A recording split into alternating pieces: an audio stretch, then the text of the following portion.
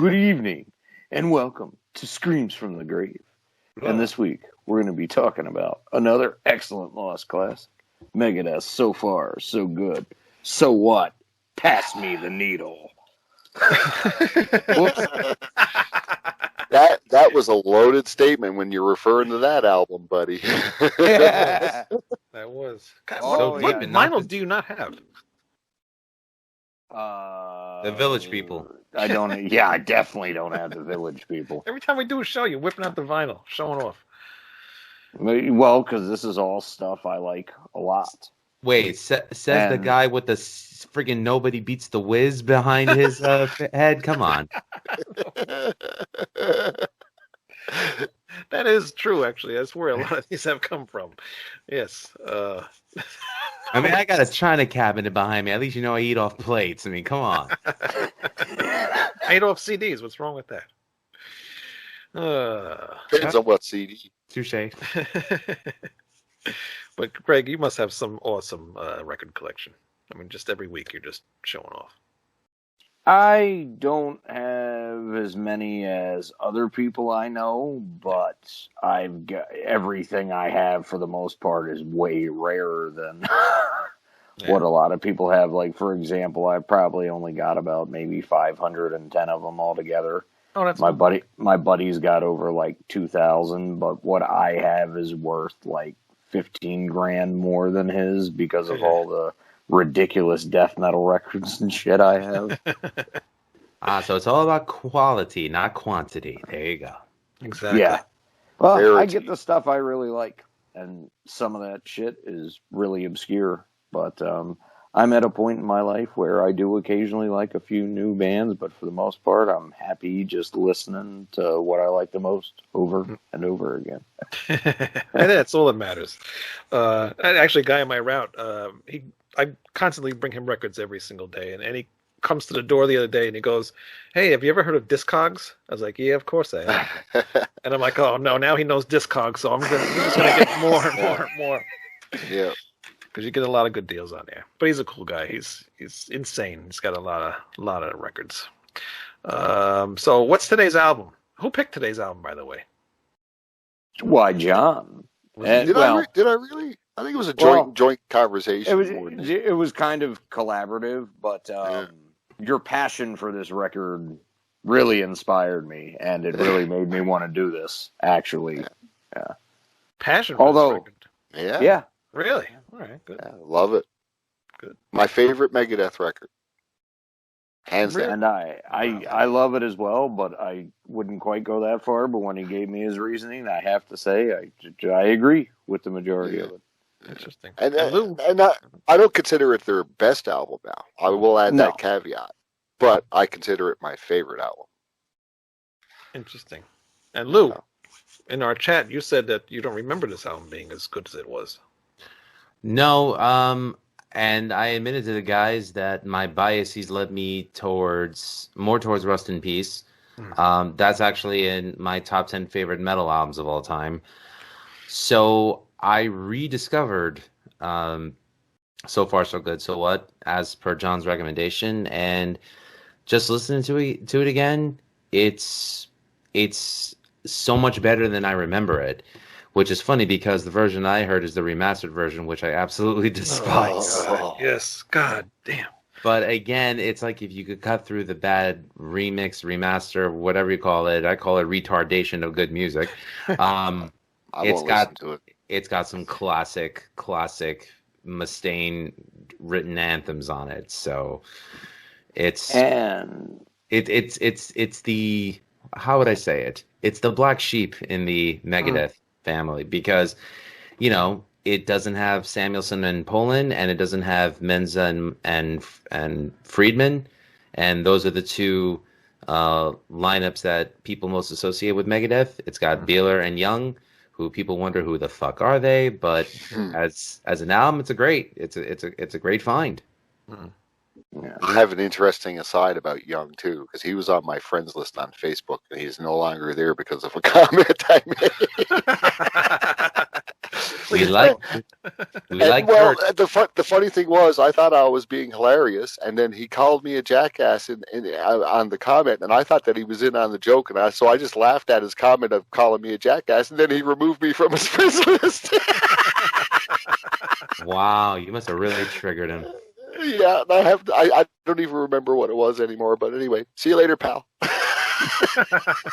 Well, hey, look at the bright side. At least you're in good company. Mustaine hates him too. No, it was completely innocent. I mean, I was a joke. It was literally a joke that I intended, but he did not get the joke. Maybe I'll get him on the show and you can make up. Well, yeah, smooth it out. Yeah, smooth it out. Sorry, Jeff. Sorry, Jeff. What were you saying, Greg?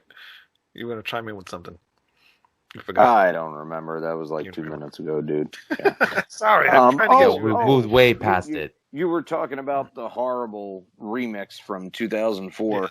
I wanted to say for everyone out there, you know, if you don't want to track down an original and you want to hear it with the best sound that I've heard, but you don't want to pay ridiculous money for a Japanese press, the Capitol Vault series that they did about 3 years ago, they went back to the original recordings and just cleaned it up and remastered it from that. Sounds amazing. It's on CD? I don't know.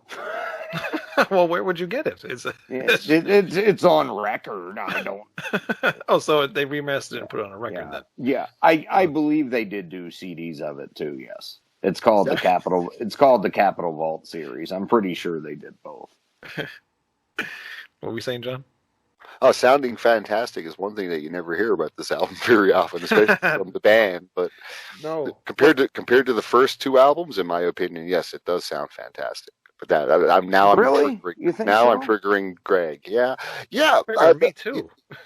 Yeah, I was underwhelmed by the first two Megadeth albums. I mean, when I think back on it, and I've done a bit of thinking about it now, considering what we're doing here right now, but I mean, when I think about the albums that came during the first two albums, that I can consider superior, are usually pretty vastly superior. And I don't think Megadeth really started to find their footing until this album. This is where they started to move towards the sound where they, gained their most notoriety for sure, with Countdown for Extinction and Rust in Peace. I mean, those are probably the albums that get name checked the most as favorites by most fans that I hear anyway. But well, and peace sells from all of us that are cool. But I mean, there was production issues with those first two albums. The first two albums, I look at it as in stages. I mean, that was the angry, pissed off Mustaine. He wanted his revenge against Metallica, and he came out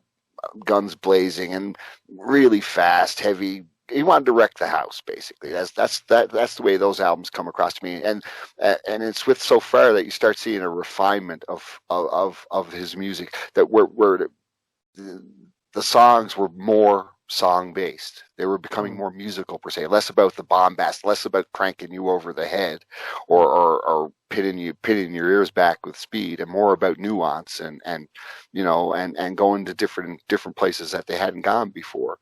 And that's when I really started to enjoy them. Now there's mistakes with the album. The album was flawed for sure, but that was what appealed to me, and it came in '87, which was a transitional year. I think we kind of talked about it the last time we discussed stuff, and my tastes were changing. But I mean, this album really grabbed my ear at that time, and the next two albums, I think they launched them to the pinnacle of their particular brand of music. And there's reasons for that too. We're getting into the musicians and the production and the quality of the songs, and being still very, very technically minded and progressive, but song oriented, a lot more riff oriented, a lot more chug or a groove, especially with Countdown for Extinction. And you see that before in earlier stuff. And on this album, you have a couple of songs that lean towards groove, within My Darkest Hour and Mary Jane, of course, or the more slower paced songs. I'm going to let somebody else talk for a little bit, but I do have issues with the album. So if we want to get into knocking it, I'll let somebody else start that. Yeah. Great, go ahead. Love this record. My third favorite. This one is, it's funny because I think this one is darker and angrier than Peace Sells is. Like you can tell he was in a really bad spot right here. The brown But albums. as much as I love this record, when I first heard it, I was a little bit disappointed because this is more all about Dave. He doesn't have someone like Poland and Samuelson here to kind of give him a dichotomy and balance it out. It's funny you should mention that, though, because Elfson does take a pretty huge hand in writing this album. His name is on at least half of the album, I'm pretty sure, and his name is on nothing prior. Oh, no, yeah, no, this is very much the Dave and Dave album. Yeah, it is actually very bass heavy, come to think of it. But the production on this one has always kind of bothered me. But as much as I love the first two records and Wake Up Dead, this is my favorite Megadeth opening ever. Into the Lungs of Hell, into Set the World Afire is just amazing. One of the best metal albums. Set the World Afire is, one of my favorite metal songs ever. And, I got the first three all at the same time. And because of how dark this one sounded, one of my favorite things used to do would be to get high, throw this on, and watch videos of nuclear explosions because it goes perfectly together, which sounds really fucked up, but it was pretty awesome. I wonder if that was available at your local Nobody Beats the Wiz along with Wayne's CD collection. Video of nuclear explosions. Jeez. Yeah. You could buy those? I used to have videos of a lot of historical stuff. Most of it was just tests that, reels of tests the Soviets and the Americans did around World War II and the Cold War. Shit like that. Stuff that keeps showing up in Godzilla movies. Yeah. Yeah. I wish there was one of it dropping on something, but, that's kind of a war crime, so... But honestly, I love this record. They do get a little bit more groovy here, but I think it works really well for most of the songs. Like Mary Jane's just as heavy as anything on the first two. It's just not balls to the wall speed like Rattlehead or Mechanics. Mechanics. There was another song I was thinking. Oh, Bad Omen from Peace Sells. That's a really good example too. But, I'm not a big fan of the cover song here, but that's really the only song I'd get rid of. I think most people would. Yeah. I think but it was a hit? Yeah, it was a hit. True. And no, they actually did not want to do Anarchy in the UK at first. They wanted to do Problems, but Johnny Rotten wouldn't let them, so they settled for Anarchy in the UK. And Johnny Rotten actually was quoted as hating their cover of... because Dave messes up a couple of the lyrics. Right. Because he had to do it by ear because Johnny Rotten wouldn't give him a lyric sheet. And ironically, I think Rotten called him vulgar because he says cunts instead of what the actual line is. Yeah. Well, I will say that. Excuse me, Lou. I will say that the one. If I'm going to say anything positive about that track, and it is the stinker on the album, beyond a doubt, it's that if anybody could sing that song, rightfully so, I think Mustaine's voice is perfect for that song. He's got that pissed off snare that's perfect for that track. Wait a minute. Did we forget about Anarchy and Bedrock by Green Jello? I'm ashamed of you guys. I like that one too. That's a name I haven't heard in a long time. Green Jello. Yeah, I very vaguely remember that song. I mean, God, I remember that. You're talking 20 years ago, man. Yeah. 30, but who's counting? Years ago. It wasn't really a big Green Jello fan. I like some of the stuff, but I got to be in a real specific mood to listen to that. But I think don't we're blame more you. famous for being sued by Jello than anything else. I think so. Yeah. Yeah, probably. They're still around today. But Lou. Yes, sir. Your turn. So with this album, you definitely hear a drastic change from the first two, because the first two, as I said, you had Poland and Samuelson, who definitely brought in their fusion background, and combine that with Mustaine, you had two albums that were completely devastating and set the pace for what a lot of the thrash that came after it, what it became. I personally don't think that it would have been as effective if you didn't have the original lineup of Mustaine, Ellefson, Poland, and Samuelson. Now with this album, I say it's a drastic change because, from what I recall, Jeff Young and Chuck Bieler, they didn't have that similar musical background as Chris and Gar. And I wouldn't so much as call it a Mustaine solo album, but it kind of almost feel like it does, but it's packaged as Megadeth, and you can definitely hear from songs like Set the World on Fire, In My Darkest Hour, Liar, that this is a Megadeth album. And Mustaine, with this album, took the bull by the horns and set the pace for what was to come. Having, in my opinion, Friedman and Menza joining the band after this album,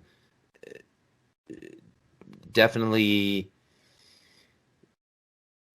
for me, it's the reason why Megadeth became a household name. But it's important for me to always look at the back catalog of the band and see where it came from. And this was, in my opinion, a great example of what was to come. And it's almost like it wouldn't have happened if it wasn't for Poland and Samuelson getting fired from the band, and unfortunately. But again, the question remains: what the hell ever happened to Chuck Bieler? Oh yeah, that's a good question. I mean, his drumming on the album was really good. It is. He's a pretty good drummer. Mm-hmm. Well, I mean, the at the time, the drum sound on the album, not so good. Right, But, and the thing about Jeff Young. The thing about Jeff Young is, like, you could definitely hear the difference between his solo style and Mustaine's solo style. I mean, Young definitely relies on a lot more pentatonic scales, which if you're a Megadeth guitar player, you don't only rely on pentatonic scales, which is why he was definitely like the odd man out of the band. I mean, look-wise, you can see that he fit. Playing style, no. Not in my opinion. He's kind of a pretty boy for that band. Mm-hmm. To be honest, I thought he looked like he belonged in a glam band or something. To be honest with you, probably where they got him from. Who knows? I don't know. I don't know enough about Jeff Young at all to have an opinion. But it's sorry, Jeff. Sorry, Jeff. I'm not sorry, Jeff. If you look at their pictures on the back cover, he's the only one that doesn't look strung out, though. Yeah.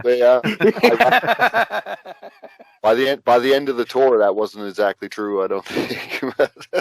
No, but I'm pretty sure that was taken at the beginning. So. Oh yeah. I mean, Mustaine, I don't know, like, he definitely has not nice words for him and Poland, but more Young, it seems. Yeah. Very strange. Well, what? Well, Liar is about Poland. Yeah. Oh, is that a fact? Mm-hmm. Oh yeah. Yeah. That's about Poland stealing equipment and stuff for his drug habit, right? Mm-hmm. Yep. Mm-hmm. Which a lot of people seem to hate that song, but even though it's just an angry tirade against Chris, I love it. That's what I like about it. I can appreciate it. And Lou, for you, I did buy this at the Wiz. I bought the cassette at the Wiz. I know I did. I'm 100% sure. My grandfather took me there, and I bought the cassette. And like you, Lou, I started with Rest in Peace, and that was, my beginning of Megadeth, and then I worked my way backwards, and this was the next album I listened to, and I was kind of disappointed when I first heard it because it didn't sound like Rest in Peace. It didn't have the energy, it didn't have the speed of this, of Rest in Peace did, and even the playing with the band just wasn't as good, And then when I went back and listened to Peace Sells and then the first album, Killing Is My Business, those two albums just, they blew me away. And I love those two albums. They beat this album by far.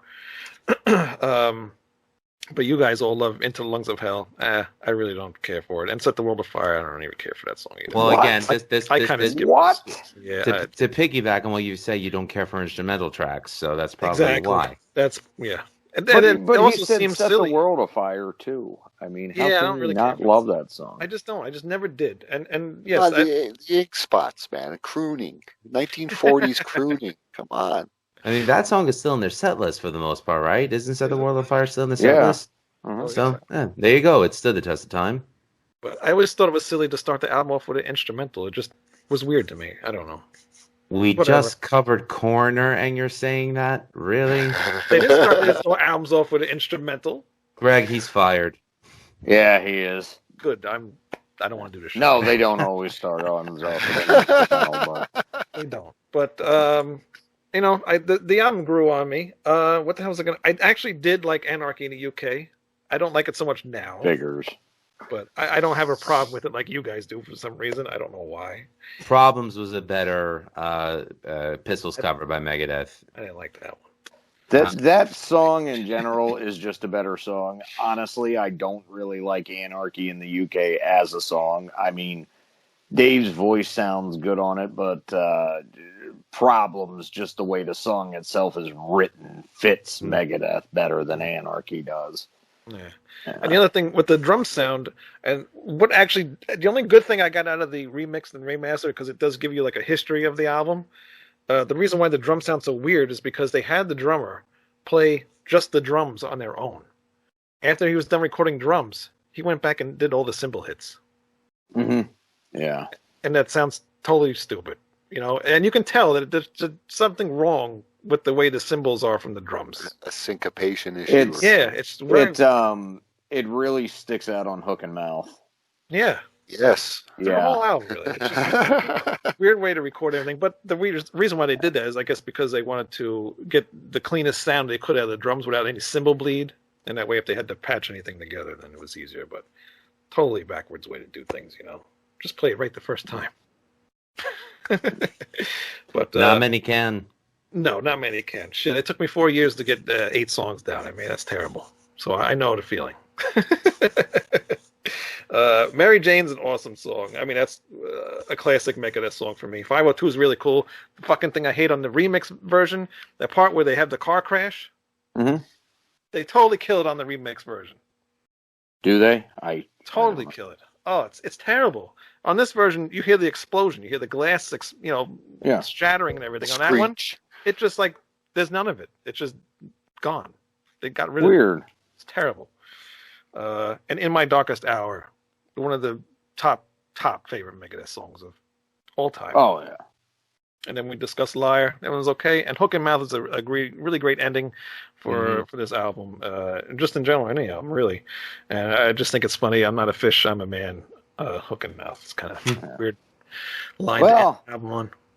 The anti-PMRC stuff was so relevant too. Yeah, three years late, I think. But at least we know with most of Dave's political leanings, at least it does kind of fall on the right side of history. Yeah. For sure. There's no doubt about that. Frankly, the 5-letter acronym makes the lyrics a little long in the tooth. I think there's a better way he could have gone about it instead of spelling out freedom and PMRC on its own, but it's still a kick-ass song. It is. And the other thing I didn't like was the album artwork. I love the artwork. Vic looked kind of stupid being like a real thing. I don't know. But actually, that's the first Megadeth album I ever remember seeing and thinking it looked pretty awesome because my brother had the cassette. Mm-hmm. But I didn't discover it until after I discovered Rust in Peace. So that was around 94. I saw it in his cassette collection. So, yeah, well, the three of you wear glasses. I don't. So obviously, I see things correctly. I just wear them for looks. I can't see anything with them on.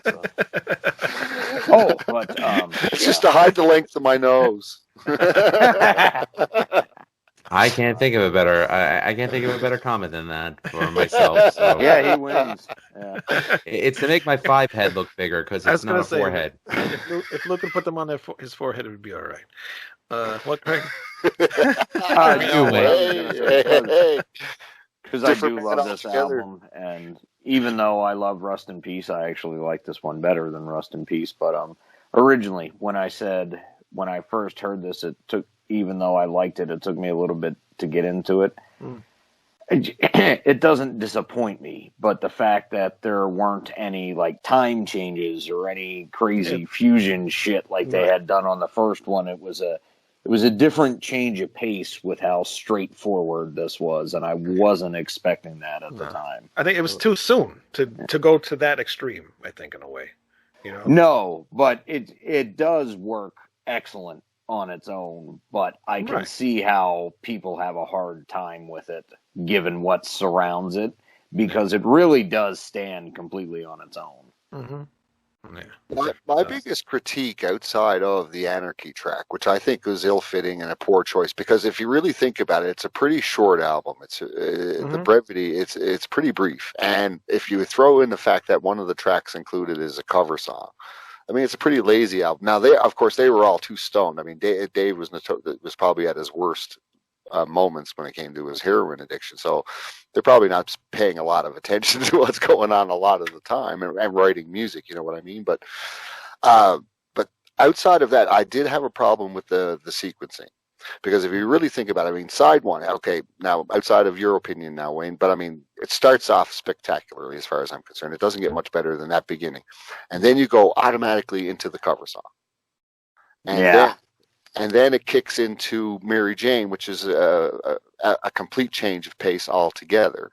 And add a bit more of a mid-pace thing. And then side 2, then it just lights it up. I mean, side 2 is an incredible slab, no matter how you cut it, by any band anywhere. I mean, that's one of the best sides I've ever heard as far as, just all-out quality metal. The playing was spectacular. The sequencing's fine. It's, it had the right pacing. In My Darkest Hour falls in right where you need it and breaks up the breakneck pace of the rest of that side. I just thought it was a near perfect piece of metal. Side A, I got big troubles with. I'm talking about it like a record because that's how I heard it. Well, that's probably the way it was recorded, was as a record. I mean, records were only about 35 minutes in length, so that's probably what they recorded. Well, they were 45 to 50. Yeah. Well, laziness. Yeah. Well, I mean, Van Halen were bad for stuff like that too, putting out albums, but that didn't have a lot of. Hey, that first. Yeah, you watch it. Perfect. But when this album shines, man, it shines, and the guitar work. I mean, like myself and Greg were joking about it, kind of half-heartedly, but like I was kind of saying, like it's almost like it's Mustaine's Malmsteen album, or you can certainly hear the Schenker influence in it. Yeah, Schenker's really a great example. Yeah. Actually, there's a lot of moments on this that remind me of kind of what Michael was doing on Assault Attack. Exactly. Yep. I think if you talk to Dave, I think he might actually say that. Yeah, well, that was there, man. That was in my mind, because that album wasn't all that old at that time. Huh? You're only talking 4 years, 4 or 5 years. 4 years. So it was probably still pretty fresh in his head, Speaking of Schenker,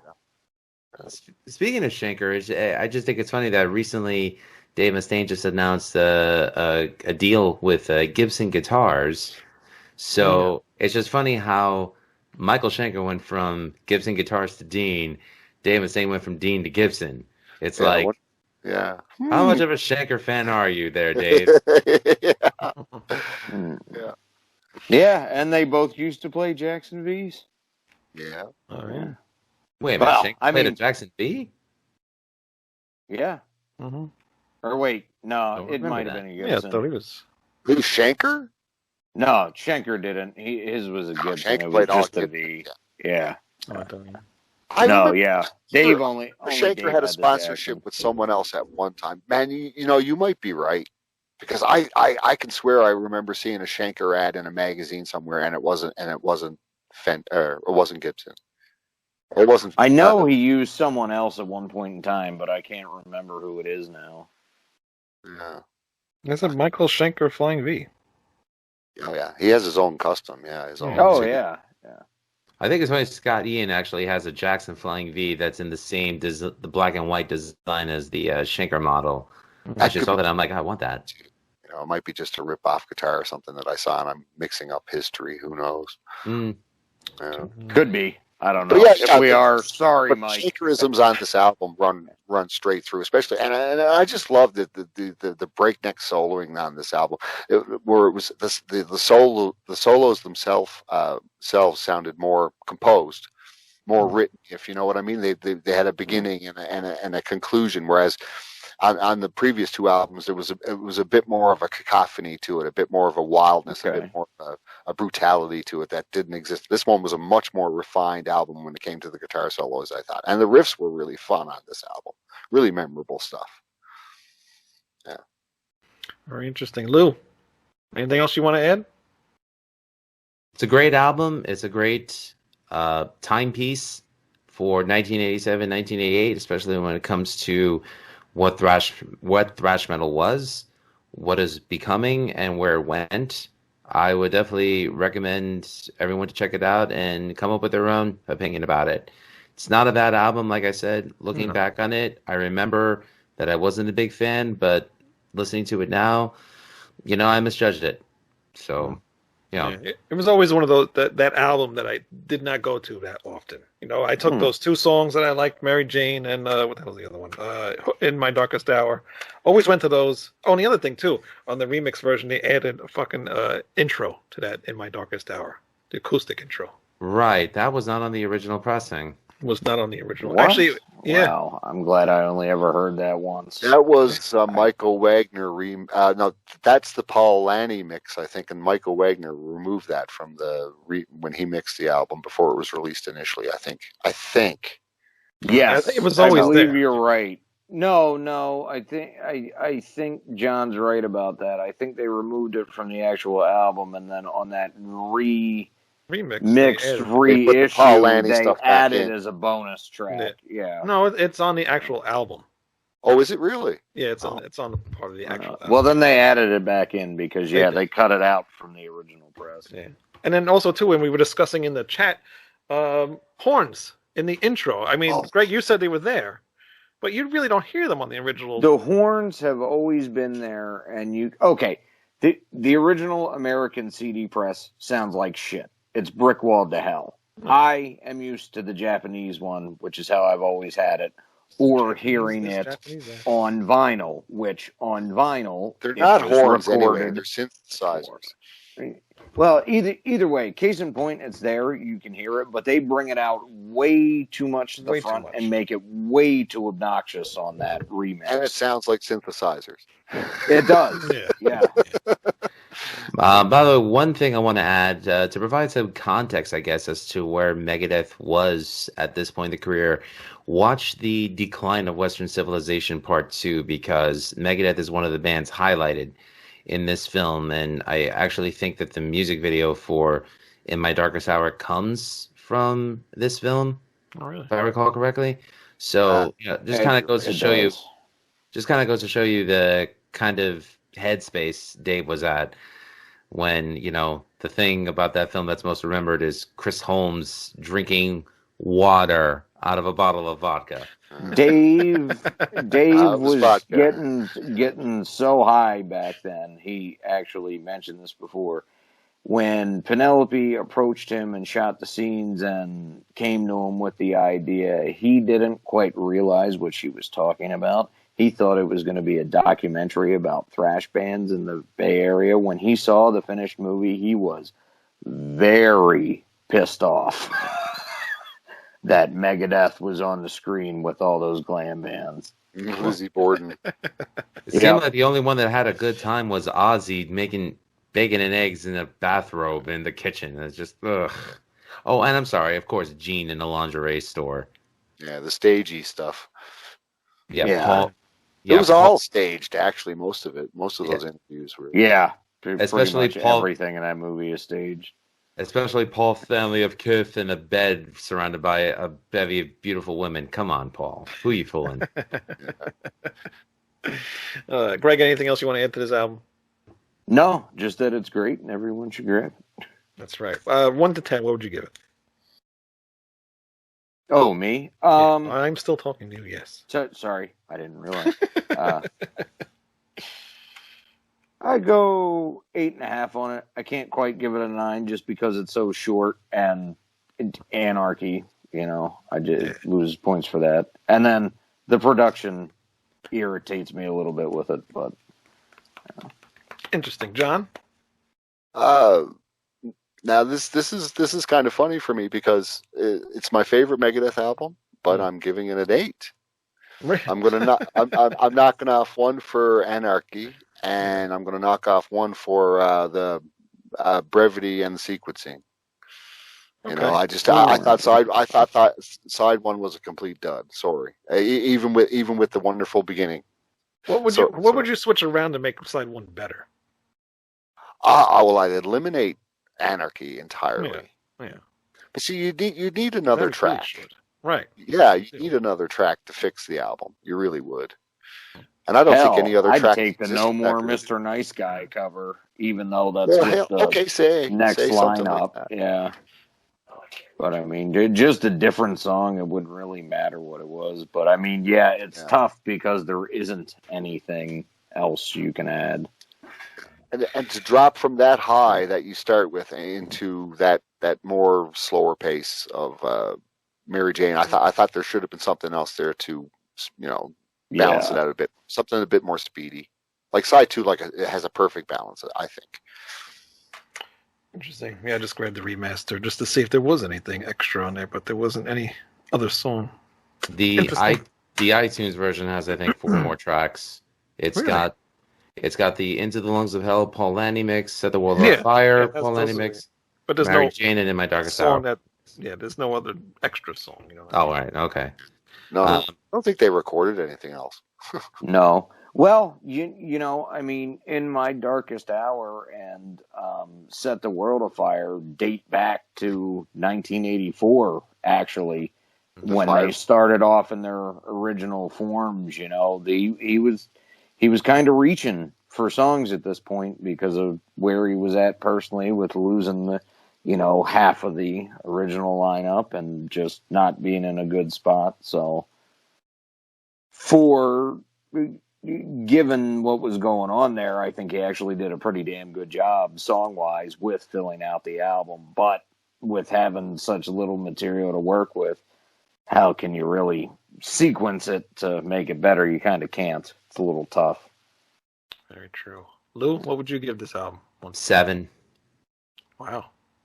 That's higher than I thought he was going to say. And that's for the 7 songs on the album that I do like. And I take away 2 points because I just couldn't take the production on the remaster. You really have to listen to the original one. Nobody listen to the remaster, please, or remix it. It's really cool. Well, unfortunately, that's all that's available on iTunes. I know, and that's stupid. It's really stupid. You should give people the choice because now it's just like that's set in stone. Now this is the only one you can listen to.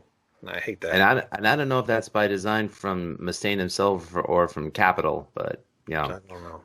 If the drum sounds bad on the original, it's even worse on the remix. Initially, when he pulled that bullshit in 2004, that was, I believe, the original plan was to take the originals completely out of print forever and replace it with that shit. But, I mean, all of them have something wrong with them. So Far So Good is the worst one, but Killing Is My Business has stuff I don't like that they did. Peace Sells has a couple things that really pisses me off.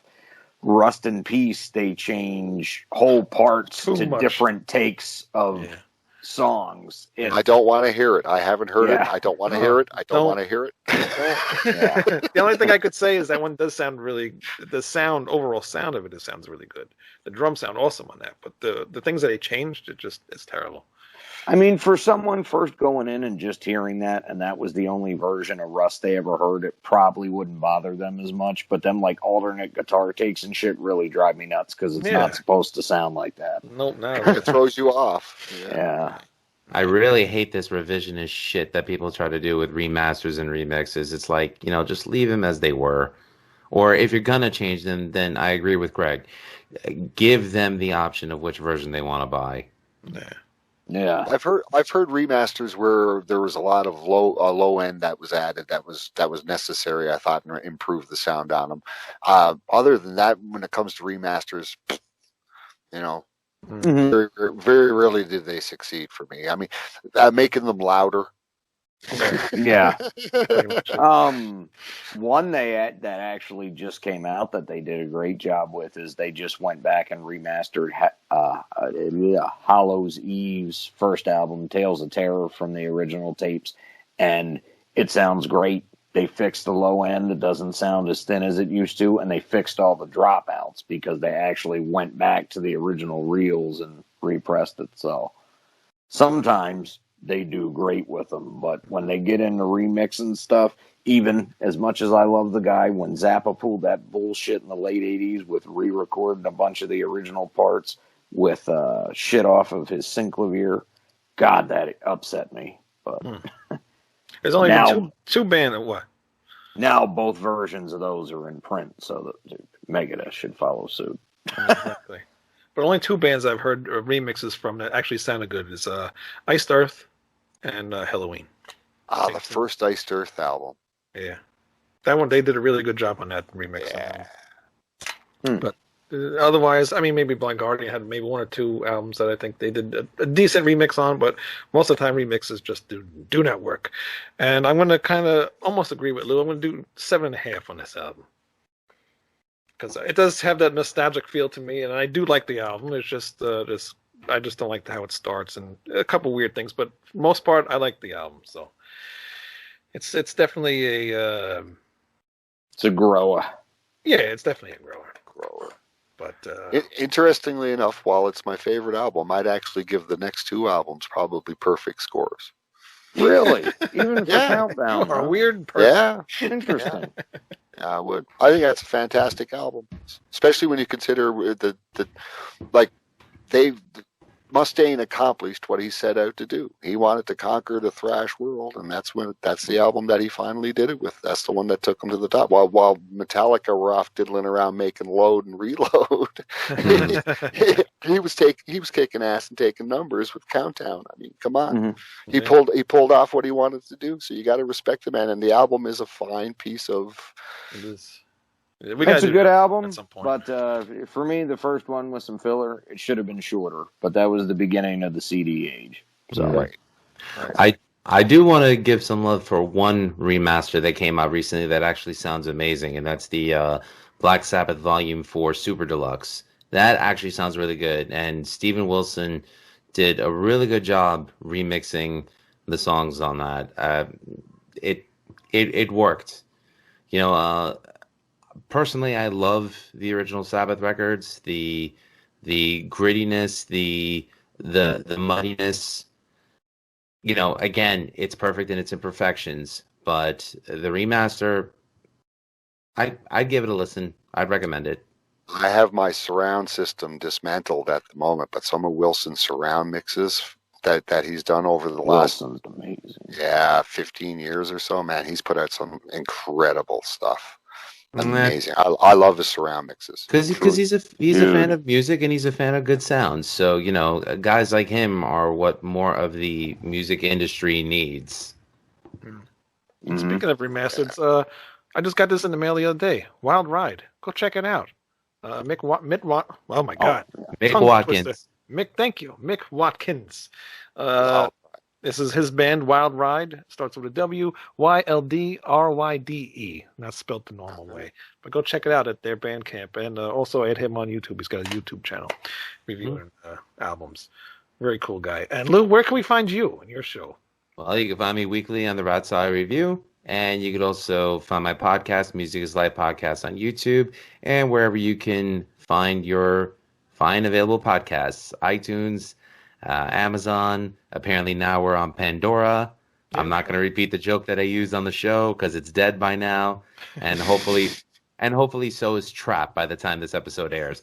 And that's all. Just happy to be here on a weekly basis with Mr. Noon, Mr. Noggle, and as always, Mr. John. Pleasure, sir. Thank you, sir. Yes, we enjoy having you. And John, welcome back to the show. By the way, you're gonna find me here for now, but I do have some other things in the works. Actually, I'm in discussions with a couple other individuals about some things that are being done for YouTube. So we'll see if I'll be popping up in other places. Oh, very cool. But right now, I'm your exclusive. You got me, guys. I'm yours. Well, diggity damn. Just want to say to all you guys, Wayne, I've had you on the show before, and it's always been a blast. And open invitation for each and every one of you to be on the Music Is Live podcast as well. Anytime, man. Cool. Yeah, just let me know. Just let me know what you'd like to do, and it's on like Donkey Kong. Maybe when Greg comes up to the East Coast again, he can look at my CD collection and laugh at me. That would be great entertainment.